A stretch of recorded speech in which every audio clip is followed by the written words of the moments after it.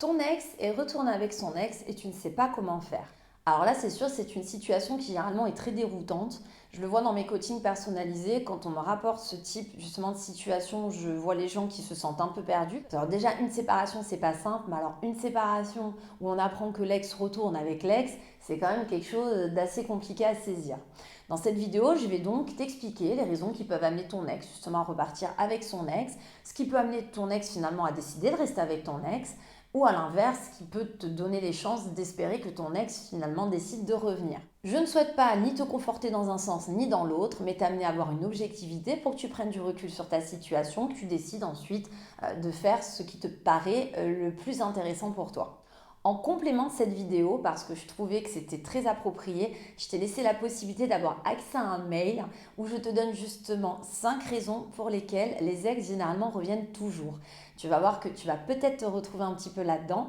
Et c'est pour ça que je l'ai mis. Tu pourras, une fois que tu as fini de visionner cette vidéo, avoir accès en cliquant en fait dans le lien que j'ai laissé en dessous de la description de cette vidéo. Alors si toutefois aujourd'hui tu me découvres sur ma chaîne YouTube, je suis spécialisée en dynamique amoureuse, experte en reconquête. Je suis là pour te donner des conseils, pour t'amener en fait à te redonner toutes les chances que ton ex revienne vers toi. Et surtout, essayer de décortiquer à travers mes vidéos des exemples concrets de situations qui me sont confiées pendant mes coachings pour que tu puisses aussi t'identifier à travers ces histoires. Je reste convaincue que des conseils efficaces sont des conseils que l'on peut s'approprier.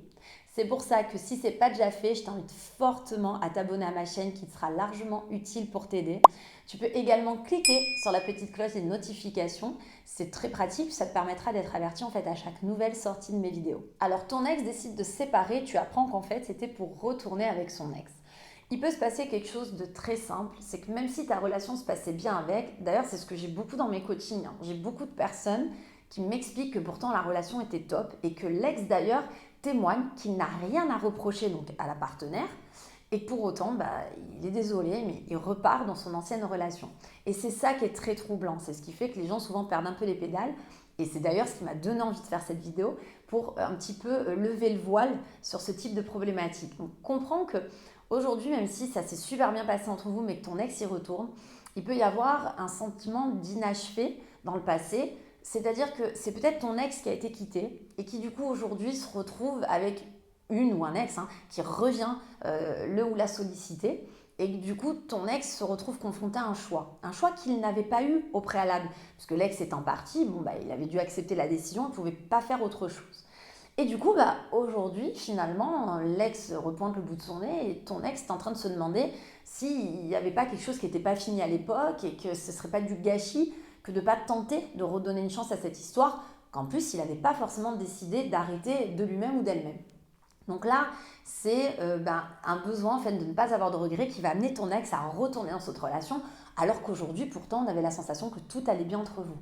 Ensuite, on a aussi des personnes qui se sont séparées, c'est-à-dire c'est ton ex qui est à l'initiative de la rupture, et pourtant aujourd'hui décide d'y retourner. Mais en fait, ce qui va se passer, c'est que bien souvent, encore là, je ne suis pas médium, ça vient d'expérience de mes coachings, parce que je pose des questions, donc après j'ai des réponses et je t'en fais bénéficier. En fait, c'est juste que comme toi, tu es rentré dans la vie de ton ex, l'ex a été titillé au niveau de l'ego, c'est dit attends comment mon ex refait sa vie avant moi, repointe du coup le bout de son nez alors qu'on n'avait pas eu de nouvelles, ton ex n'avait plus de nouvelles de son ex d'une certaine façon, et là sort l'artillerie lourde.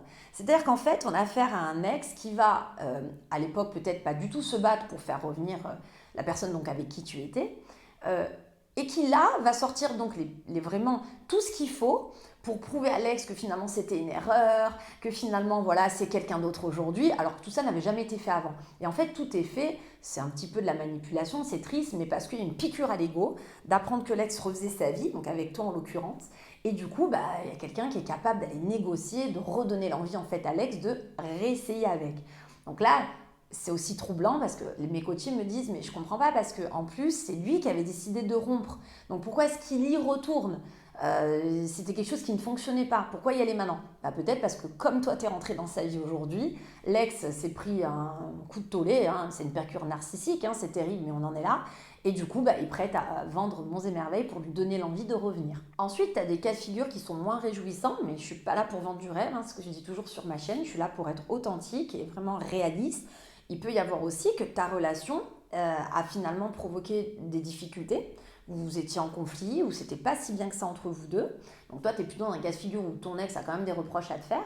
Et du coup, ça l'amenait peut-être à dédramatiser ou relativiser la relation qu'il avait dans le passé. Et à se dire que c'était peut-être pas si catastrophique. Et du coup, tu te retrouves confronté à une personne qui décide de redonner une chance à son ex, mais tout simplement parce que la relation que vous aviez aujourd'hui n'était pas porteuse. Alors, quel que soit après les cas de figure, c'est à toi de choisir si tu veux tenter ta chance sur le fait que ton ex puisse peut-être se tromper avec son ex et soit donc tenté de revenir vers toi, ou si tu es plutôt dans l'idée de lâcher complètement prise, de les laisser vivre leur histoire et de te dire que si toutefois ils devaient revenir, tu verras à ce moment-là. Ça, j'ai envie de te dire, c'est quelque chose qui t'appartient. Je ne suis absolument pas là pour t'influencer dans un sens ou dans un autre. Par contre, je suis là pour te donner les meilleurs conseils si aujourd'hui tu décides d'attendre un petit peu d'une certaine façon que ton ex s'aperçoive qu'il y a une erreur de l'autre côté pour revenir dans votre relation. Auquel cas, je vais te conseiller fortement dans ces cas-là de rester quelqu'un de bienveillant, pas acquis, on va en parler, mais de peut-être bienveillant.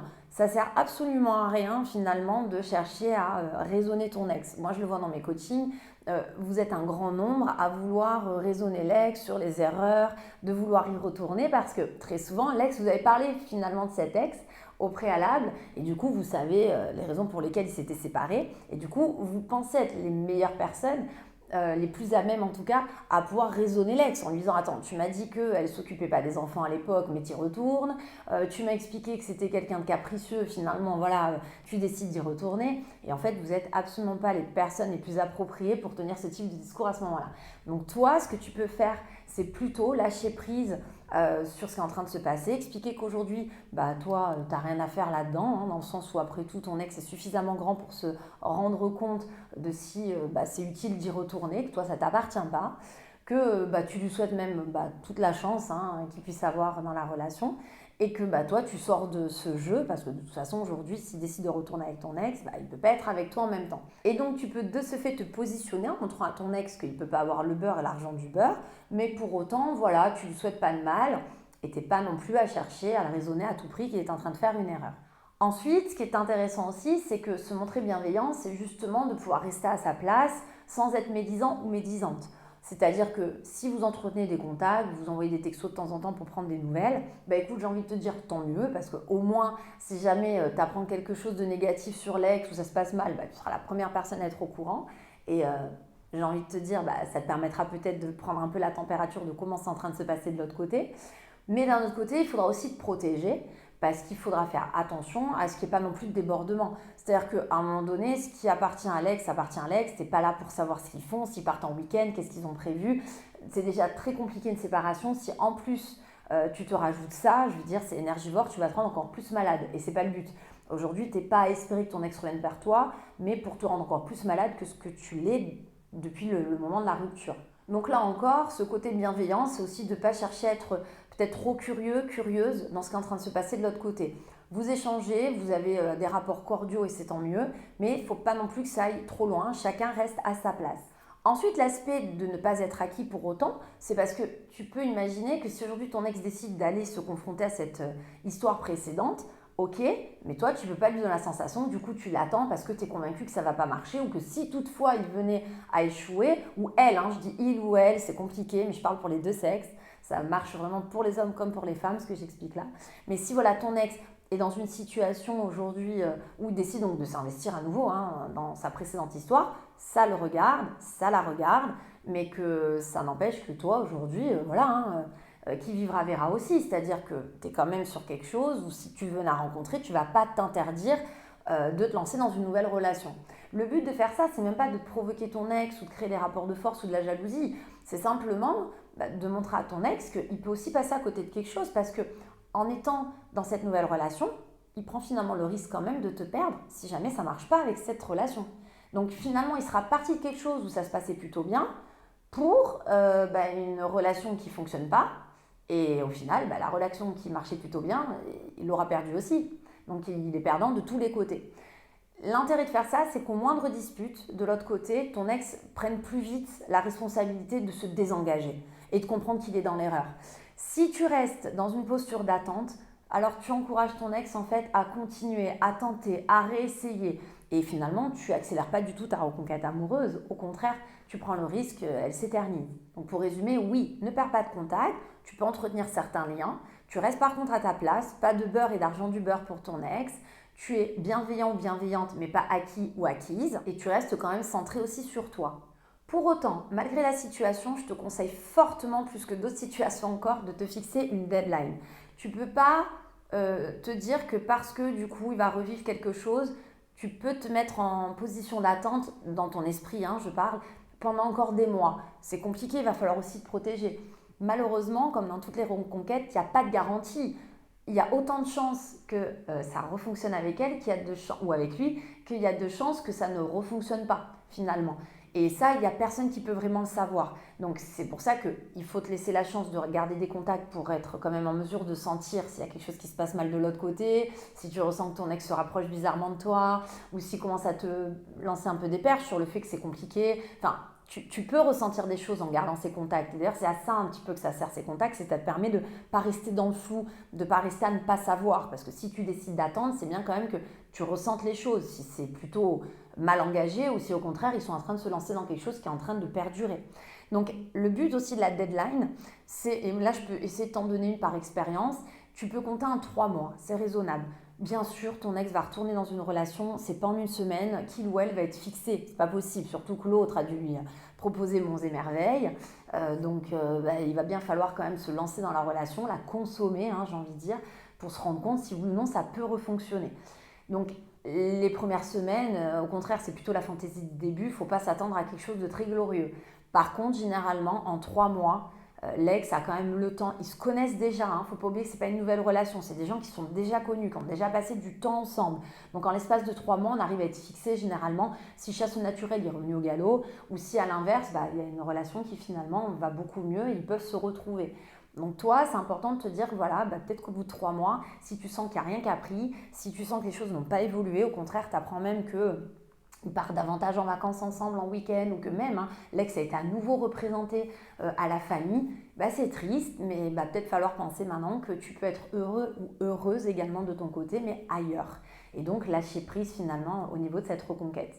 À l'inverse, si tu vois que déjà au bout de 2 mois, il y a des choses qui se peaufinent et qu'il y a un rapprochement, là, c'est que les choses sont peut-être en train de se mettre en place, mais pour toi, dans ton intérêt, et à ce moment-là, ça peut valoir le coup, du coup, en effet, de rester sur cette deadline des 3 mois. Mais généralement, c'est quand même, moi, je trouve une durée qui est raisonnable, et je le dis, je ne suis pas médium, c'est par expérience par rapport à ce que j'ai dans mes reconquêtes. Et enfin, pour t'éclairer sur tes statistiques de réussite, j'en ai pas vraiment, dans le sens où, d'un côté, oui, tu as des ex qui retournent avec des ex, et ça va le faire. Finalement, ça va marcher. Ils sont repartis sur une relation différente et ça continue. Mais en même temps, oui, j'ai aussi beaucoup d'ex qui repartent avec des ex. Et en fait, j'ai les coachés au téléphone qui se retrouvent avec un retour de l'ex justement quelques mois après parce qu'ils se sont rendus compte que c'était une grosse erreur que d'y retourner. Donc c'est pour ça que il faut te fixer une deadline pour pas avoir de regrets, pour voir ce que ça donne. Oui, tu as tes chances, parce qu'il y en a qui ont leur chance, donc pourquoi pas toi. Mais oui, il y a aussi ce risque finalement que l'ex ne revienne pas pour autant. D'ailleurs, pour essayer vraiment de compléter au maximum les conseils que je te donne là, pour que tu gagnes en objectivité, je te rappelle que je te donne la possibilité d'avoir accès à un mail dans lequel je te donne 5 raisons par expérience pour lesquelles les ex reviennent.